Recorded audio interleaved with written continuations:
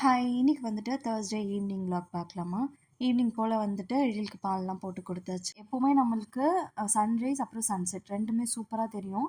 காலையில இந்த பக்கம் செம்ம வெயில் அடிக்கும். ஈவினிங் ஒரு 12:00 மேல இருந்து இந்த பக்கம் செம்ம வெயில் வந்து ஸ்டார்ட் ஆயிடும். அப்புறம் நானுமே டீ போட்டு குடிச்சுட்டு கொஞ்ச நேரம் நானும் எழிலும் வந்துட்டு விளையாடிட்டு அப்படியே டைம் ஸ்பெண்ட் பண்ணிட்டு இருந்தோம். நம்மளோட யூடியூப் சேனல் வந்துட்டு டிவில கனெக்ட் பண்ணி ரன் பண்ணி பார்த்துட்டு இருந்தோம் கொஞ்ச நேரம். அப்புறம் வந்துட்டு எழில் வந்துட்டு இப்போ ரீசென்ட் டைம்ல அந்த "சலம்பல சலம்பல" சாங் இருக்கு இல்லையா? அதுக்கு ரொம்ப அடிக்ட் ஆயிட்டாரு. ஸோ அத போட்டு விட்டுட்டு ரிப்பீட்டட் மோட்ல போட்டு வச்சிருக்கான். எப்போ பார்த்தாலும் டான்ஸ் பண்ணிட்டு இருந்தான்.